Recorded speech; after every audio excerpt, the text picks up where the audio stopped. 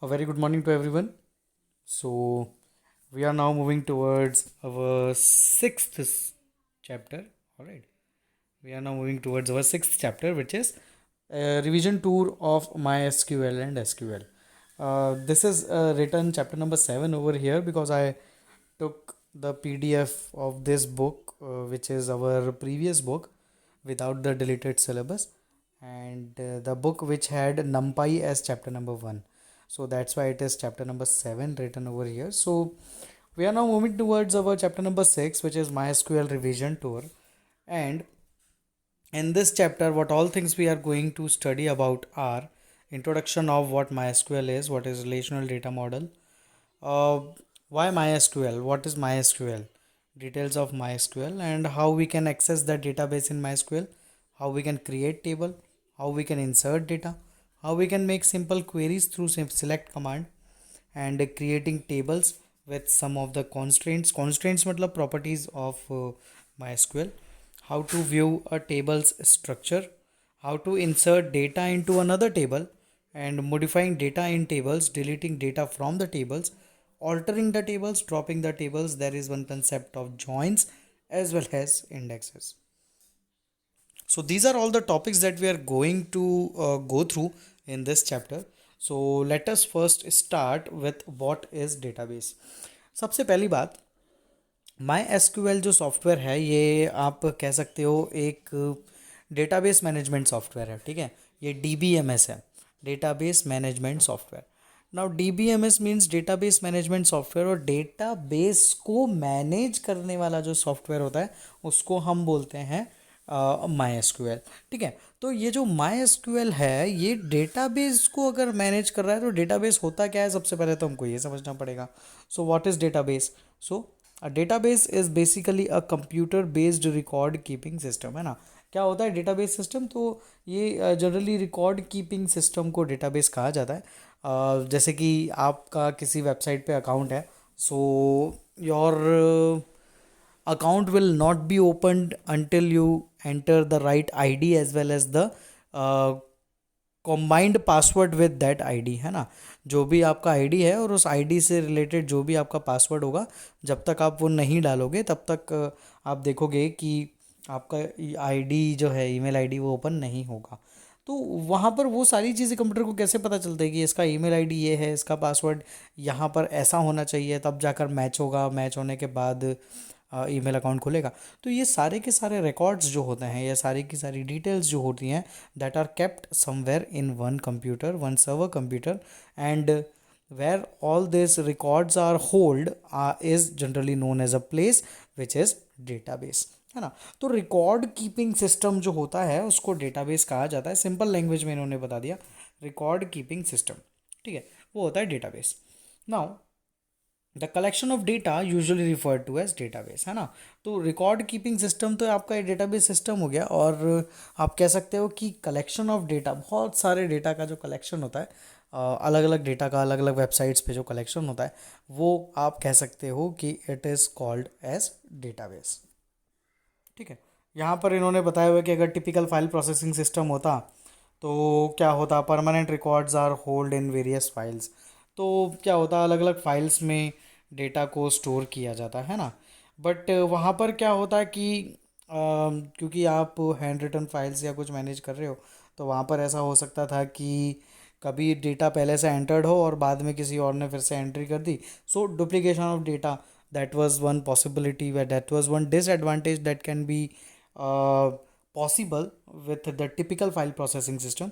But ये जो हमारा सिस्टम है डेटाबेस मैनेजमेंट सिस्टम वाला, इसमें क्या होगा, यहाँ पर डेटा रिडंडेंसी जो है वो डिसएडवांटेज उसका ख़त्म हो जाएगा. मतलब डेटा की जो डुप्लीकेट कॉपीज़ बन रही हैं वो यहाँ पर नहीं बनेगी. डेटा इनकन्सिस्टेंट नहीं रहेगा, सारा का सारा डेटा कंसिस्टेंट रहेगा. ठीक है, और जो भी इनसिक्योर डेटा रहता था या इनक्योरेट डेटा रहता था, तो यहाँ पर वो सारे के सारे जो भी इसके डिसएडवांटेजेस हैं वो आपको यहाँ पर ख़त्म होते हुए दिखेंगे. क्योंकि फाइल्स के फॉर्म में डेटा को स्टोर करना और कुछ रिकॉर्ड्स में कंप्यूटर्स पे स्टोर करना एक अलग बात है.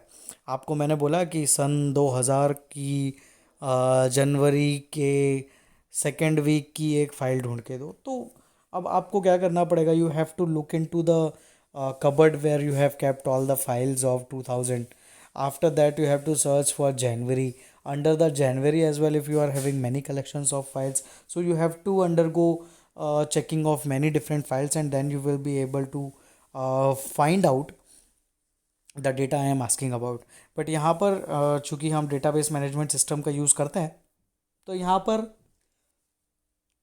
एक ही सेंट्रलाइज्ड लोकेशन होती है जहाँ पर सारा का सारा डेटा होल्ड किया जाता है. और उसको सेंट्रलाइज्ड डेटा होल्डिंग कैपेसिटी के कारण क्या होता है कि यहाँ पर डेटा को पाना, डेटा को एक्सेस करना बहुत आसान हो जाता है as compare to the typical file storage system. ठीक है, तो यहाँ पे कौन कौन से एडवांटेजेस हैं डेटाबेस के वो बताए हुए हैं, तो चलो देखते हैं. Database systems reduce data redundancy.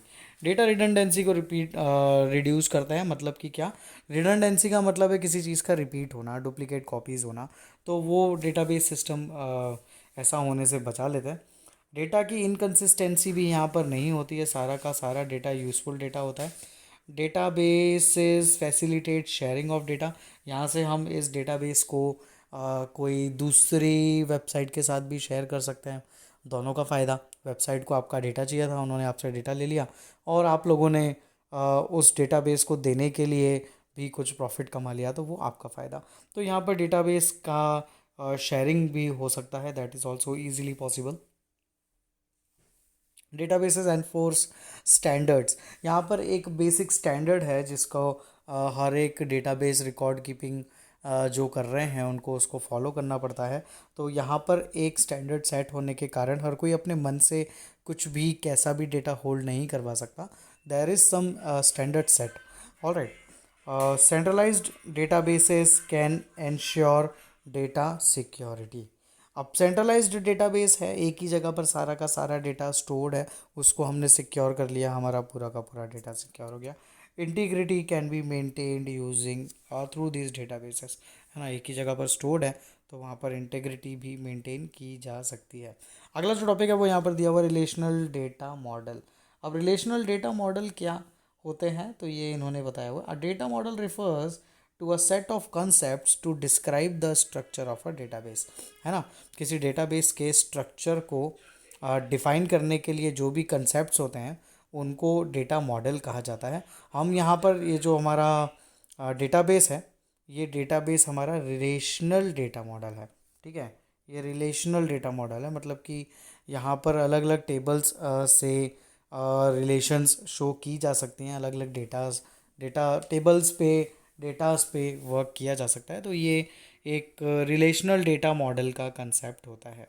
ठीक है, रिलेशनल डेटा मॉडल में क्या होता है, एक्चुअली आपका जो डेटा होता है that is organise into tables. ये टेबल्स के फॉर्म में डेटा ऑर्गेनाइज करता है.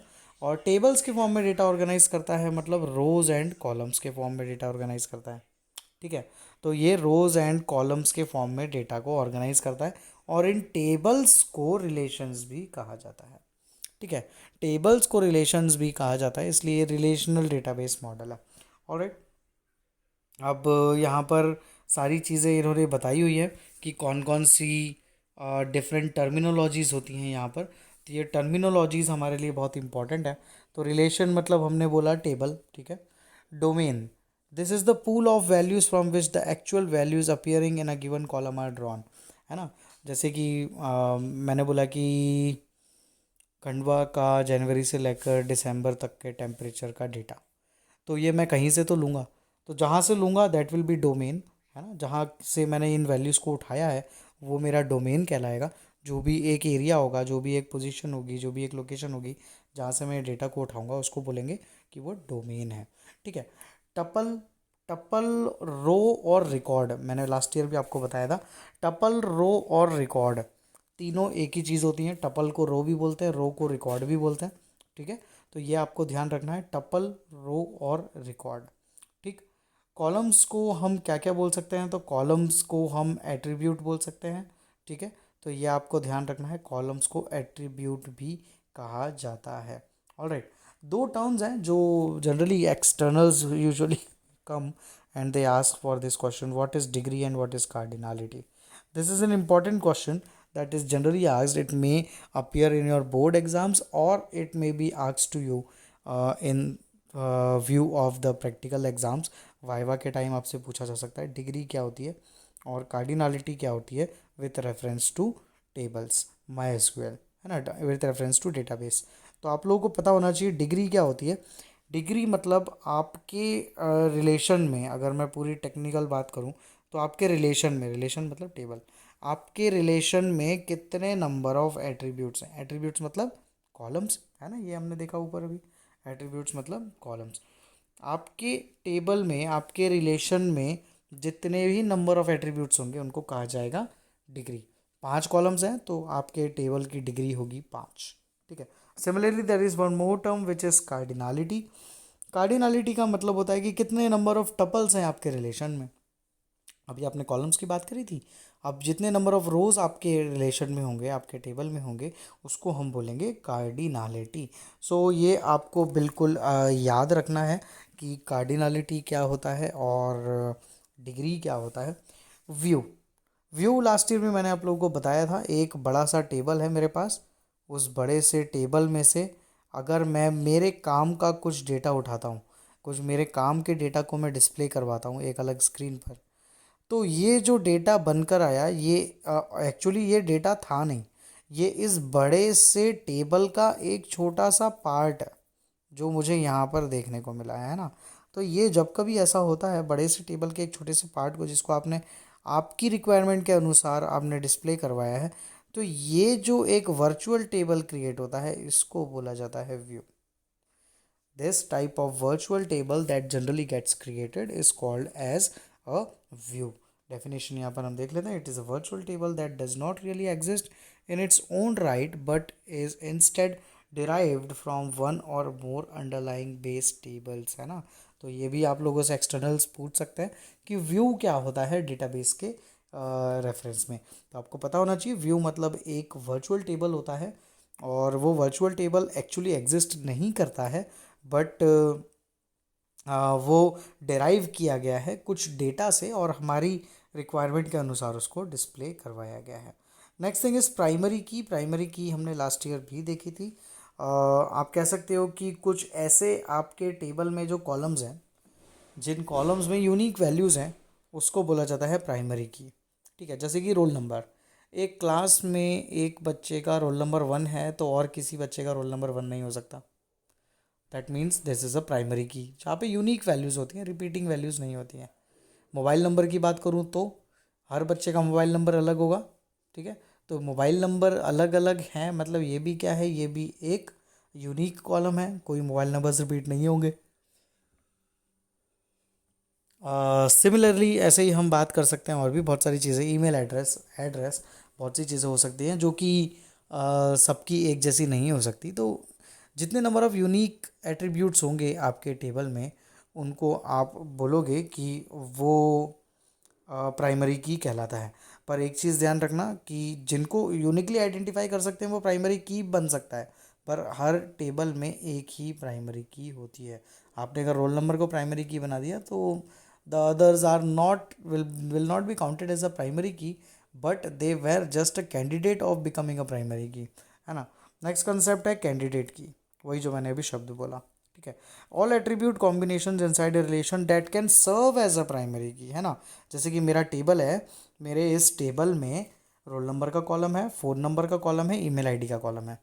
अब आप बताओ इन तीनों में से कौन सा कॉलम है जो यूनिक वैल्यूज़ रख रहा है. रोल नंबर का कॉलम भी यूनिक वैल्यूज़ रख रहा है, मोबाइल नंबर भी यूनिक वैल्यूज़ रख रहा है, ईमेल आईडी भी यूनिक वैल्यूज़ रख रहा है.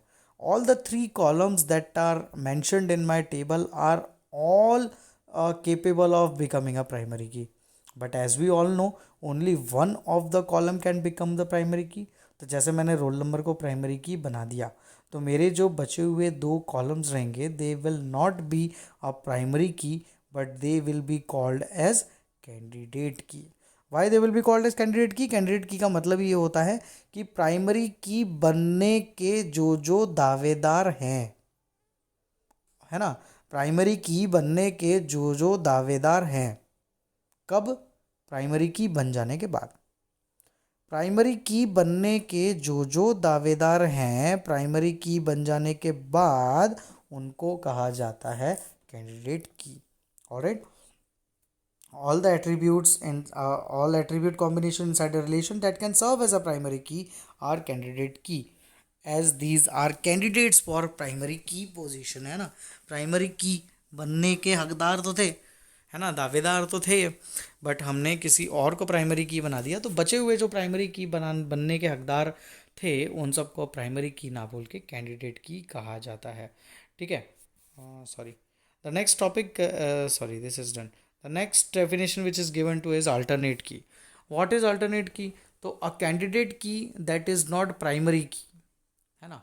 ऐसी कैंडिडेट की जो कि प्राइमरी की नहीं है वो अल्टरनेट की है ना. तो यहाँ पर डेफिनेशन वही रहेगी हमारी जो हमने कैंडिडेट की बोली. मतलब जैसे कि बहुत सारे कॉलम्स थे, उसमें से एक तो प्राइमरी की बना दिया. प्राइमरी की बनने के हकदार कितने थे? 3 थे. तो बचे हुए जो रहे वो हमारे कौन हो गए? वो बचे हुए हमारे कैंडिडेट की हो गए, है ना. तो यहाँ पर वही बोला गया है, वही ऑल्टरनेट की भी कहलाएंगे, क्योंकि वो हैं जो प्राइमरी की नहीं बन पाए, है ना, पर प्राइमरी की बनने के हकदार थे, तो उसको ऑल्टरनेट की भी कहा जा सकता है. आगे देखते हैं. आगे यहाँ पर दी हुई है फॉरेन की. फॉरेन की का कंसेप्ट जब आगे आएगा तब मैं आप लोगों को समझाऊंगा, अभी उसको समझना पॉसिबल नहीं है. यहाँ पर 2 टेबल्स का रिलेशनशिप बताना होता है, तो वो हम आगे देखेंगे कि वो होता क्या है. ठीक है. The next topic is referential integrity. This is also studied by us in last year. चलो देखते हैं. A referential integrity is a system of rules that a database uses to ensure that relationships between records in a related tables are valid and that users don't accidentally delete or change related data. यहाँ पर कुछ नियम कानून जैसे कि हमने बोला था बने हुए हैं. तो यहाँ पर एक रेफरेंशियल इंटीग्रिटी मतलब एक नियम का, एक रूल्स का एक सिस्टम बना हुआ है जो कि DBMS फॉलो करता है. ठीक है. इससे क्या होता है कि आपके टेबल्स में जो भी रिकॉर्ड्स हैं वो वैलिड हैं या नहीं, उसका सारा रिकॉर्ड रखने के लिए उन वो सारे रूल्स फॉलो कर रहा है या नहीं, वो ट्रैक रखने के लिए एक रेफरेंशियल इंटीग्रिटी का कॉन्सेप्ट बनाया गया. ठीक है. ये क्या करता है? ये इंश्योर करता है, ये जो पूरी जानकारी रखता है कि जो भी रिलेशनशिप्स आपके टेबल में हैं वो सारे के सारे वैलिड हैं और इनको गलती से भी कोई डिलीट ना कर दे या चेंज कर दे. हम कर रहे हैं तो कोई बात नहीं, वो तो फिर रेफरेंशियल इंटीग्रिटी ने हमको नियम बना के दिए हैं, तो उन्होंने हमको परमिशन भी दे रखी है. बट कोई भी एक्सीडेंटली डिलीट कर दे ऐसा भी नहीं हो सकता. कुछ नियम कानून हैं इन चीज़ों के. ऑलराइट, देखते हैं रेफरेंशियल इंटीग्रिटी कब सेट की जा सकती है. तो ये कुछ कंडीशंस यहाँ पर इन्होंने बताई हुई है. जैसे कि the matching field from the primary table is a primary की और हैज़ यूनिक इंडेक्स. हाँ, तो ये तो हमको पता है कि यूनिक की होनी चाहिए. The related fields have the same data type, है ना. डेटा टाइप्स भी सेम होना चाहिए. एक फील्ड, अगर आप एक फील्ड या एक एट्रीब्यूट या एक कॉलम की बात कर रहे हैं तो वहाँ पर उसका सबका डेटा टाइप एक जैसा होना चाहिए. Both tables belong to same database, है ना. तो जो आप अलग अलग टेबल्स अगर बना रहे हो और उन दोनों को रिलेट करना चाह रहे हो तो दोनों के दोनों टेबल्स एक ही डेटाबेस के अंदर बने हुए होना चाहिए. ये कुछ चीज़ें इन्होंने यहाँ पर रेफरेंशियल इंटीग्रिटी के बारे में बता रखी है. When referential integrity is enforced you must observe the following rules. जब रेफरेंशियल इंटीग्रिटी अप्लाई हो जाती है, एनफोर्स कर दी जाती है, तो क्या क्या चीज़ें हमको ध्यान रखनी होती है. We cannot enter a value in the foreign key field of the related table that does not exist in the primary key of the primary table. आप फॉरेन की में चेंजेस नहीं कर सकते अगर वो प्राइमरी की के टेबल में, प्राइमरी टेबल में अवेलेबल नहीं है. तो ये सारी चीज़ें जब आएगा फॉरेन की का कंसेप्ट तब ज़्यादा क्लियर होगा. You can't delete a record from primary table if matching record exist in related table, है ना. अगर आपने कोई रिकॉर्ड बना रखा है और उस रिकॉर्ड का यूज़ करके आपने एक और टेबल उसके रेफरेंस में बना रखा है, और अगर आप मेन टेबल में से उस डेटा को डिलीट कर देते हो जिसको आपने दूसरे टेबल में भी रेफरेंस में यूज़ किया है, तो वो पॉसिबल नहीं है ना. तो ये हमको ध्यान रखना होगा.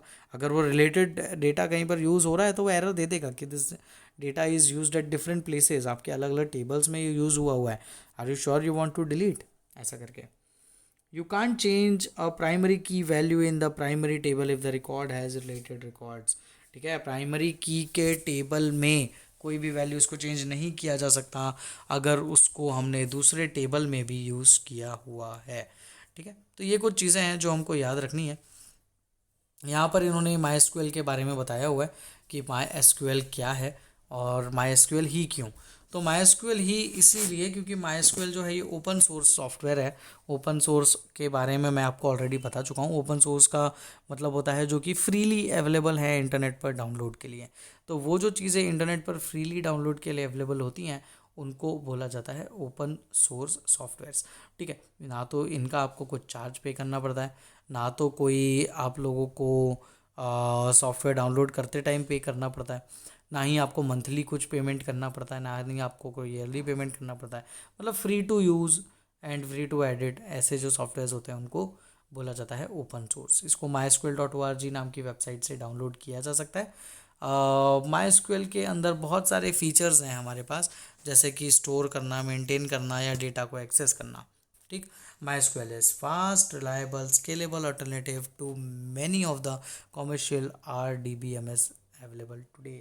बहुत अच्छा ऑल्टरनेटिव है, कोई दूसरे DBMS का यूज़ करने से अच्छा, दूसरे रिलेशनल डेटाबेस मैनेजमेंट सॉफ्टवेयर से यूज़ करने से अच्छा है कि हम एक ये ओपन सोर्स सॉफ्टवेयर को यूज़ करें जो कि बहुत एडवांस्ड फीचर्स भी हमको सपोर्ट करता है और ये ओपन सोर्स भी है। ठीक है, तो इसीलिए हमको ये यूज़ करना चाहिए। ये चीज़ें इन्होंने यहाँ पर हमको बताई हुई हैं। और आगे जो दिया हुआ है वो है MySQL डेटाबेस सिस्टम। तो MySQL डेटाबेस सिस्टम में क्या क्या चीज़ें होती हैं, तो दो चीज़ें होती है, एक होता है सर्वर, एक होता है क्लाइंट। सर्वर मतलब जो सर्विस प्रोवाइड कर रहा है, जो सर्विसेज दे रहा है। क्लाइंट्स मतलब वो कंप्यूटर्स जो उस सर्वर कंप्यूटर से कनेक्ट हो रहे हैं और सर्विसेज एक्सेप्ट कर रहे हैं, जो सर्विसेज को गेन कर रहे हैं, उनको बोला जाता है क्लाइंट्स। तो ये हमको पता होना चाहिए, सर्वर क्या होते हैं, क्लाइंट्स क्या होते हैं, ये चीज़ हमको क्लियर रखना है। MySQL और SQL इन दोनों के बारे में बताया हुआ है कि दोनों में क्या डिफरेंस है, क्या होते हैं, इसको एक बार आप लोग पढ़ें। क्लासिफिकेशन ऑफ SQL स्टेटमेंट्स, यहाँ पर कुछ SQL स्टेटमेंट्स का क्लासिफिकेशन दिया हुआ है, लास्ट ईयर भी देखे थे, DDL, DML, TCL। और भी दो होते हैं पर वो हमारा स्कोप के बाहर है, तो इसलिए इन्होंने दो तीन ही नाम मेंशन करें। The first one is data definition language, the second one is data manipulation language and the third one is transaction control language. तो यहाँ पर ये तीन टाइप के स्टेटमेंट्स होते हैं MySQL के अंदर जो कि हम देखने वाले हैं। लास्ट ईयर की क्लास में भी हमने देखे थे, सेम कंसेप्ट, सेम चीज़ें यहाँ पर हमको दे रखी हैं। डेटा डेफिनेशन का मतलब क्या होता है, तो डेटा को डिफाइन करना।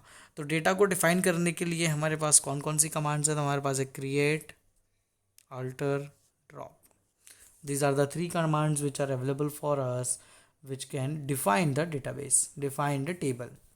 अगला है डेटा मैनिपुलेशन लैंग्वेज, मतलब इंसर्ट, अपडेट, डिलीट, ये जो कंसेप्ट होते हैं, मतलब कि हम डेटा को मॉडिफाई कर रहे हैं तो इंसर्ट, अपडेट या डिलीट के कंसेप्ट को यूज़ कर सकते हैं। और अगला है ट्रांजैक्शन कंट्रोल लैंग्वेज, यहाँ पर भी कुछ सेव पॉइंट्स और क्या बोलते हैं, कमिट, रोल बैक, है ना। तो ये सारे कंसेप्ट्स यहाँ पर TCL में यूज़ होते हैं। तो ये आपको पता होना चाहिए।